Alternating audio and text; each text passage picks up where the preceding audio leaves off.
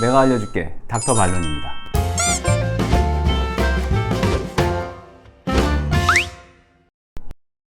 의사들이 척추관 협착증을 크게 두 가지로 분류를 했습니다. 하나는 선천성, 말 그대로 이제 태어나면서 문제가 있는 경우, 또 하나는 후천성, 이제 태어나서 자라면서 이제 살면서 문제가 생기는 경우인데, 뒤쪽에서는 두꺼워진 황색인대가 밀고 들어오고 앞에서는 불룩해진 섬유륜이 뒤쪽으로 신경을 누르게 되는 거죠. 앞뒤로 신경이 꽉 눌리게 되는 겁니다. 협착증이 있는 자리에 디스크가 생기는 경우들이 더 많고, 이렇게 되면 우리가 엎친 데 덮친 격으로 신경이 지나가는 게 더 압박을 받기 때문에 환자분들은 더욱더 힘들어하고 그 고통 때문에 어려워한다고 보시면 됩니다. 협착증은 척추의 퇴행성 변화로 발생하기 때문에 처음에는 주로 아래 허리 부분, 우리가 벨트 라인이라고 하죠. 허리띠를 매는 부분 뒤쪽으로 해서 그 부분이 약간 뻐근하고 분하고 약간 묵직한 통증으로 시작이 됩니다.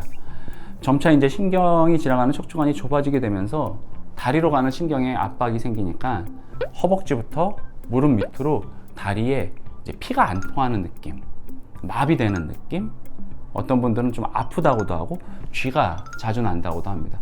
힘이 빠져서 걷는 게 조금 비틀거리는 것처럼 그런 느낌도 난다, 이런 식으로 증상을 앓는 분들은 말씀을 하시는데요.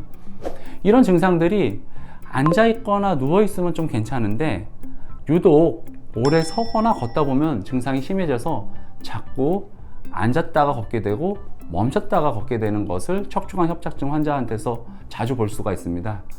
이것을 전문 용어로 신경성 간헐적 파행증이라고 부릅니다. 이제 걷다 쉬다 한다는 얘기죠.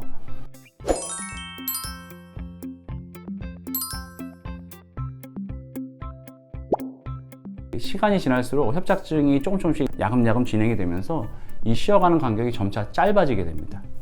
옛날에는 막 1시간도 쉬지 않고 잘 걷거나 서 있거나 해도 가능했던 게 점점 짧아집니다. 이제는 30분, 10분, 점차 이제 5분도 못 견딜 정도로 이제 통증 때문에, 불편함 때문에 서거나 걷는 게 안 되게 되죠.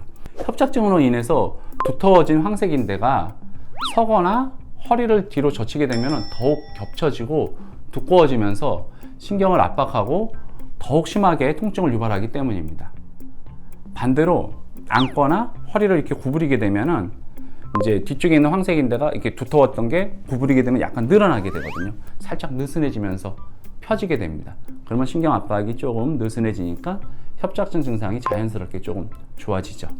그래서 협착증이 있으신 분들은 허리를 주로 이제 펴서 서거나 걷는 게 힘들지, 숙이는 자세로 앉아 있는 거는 그 부위가 늘어나면서 자극이 덜하니까 몇 시간도 할 수가 있습니다.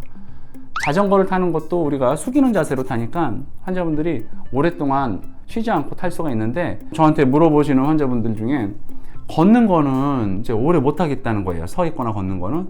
근데 자전거는 오래 탈 수 있어서 이상하다고 얘기를 합니다. 똑같이 다리를 써서 막 나는 움직이는 건데 하나는 안 되고 하나는 잘 되니까 헷갈리는 거죠. 허리의 자세가 숙여지냐 펴지냐, 그런 자세의 차이 때문에 생긴다고 보시면 될 것 같습니다. 다음 시간에는 디스크와 협착증의 차이점에 대해서 한번 말씀드리고요. 협착증 치료는 어떻게 해야 될지 차근차근 정리해서 말씀드려 보겠습니다. 내가 알려줄게. 지금까지 닥터 발론이었습니다.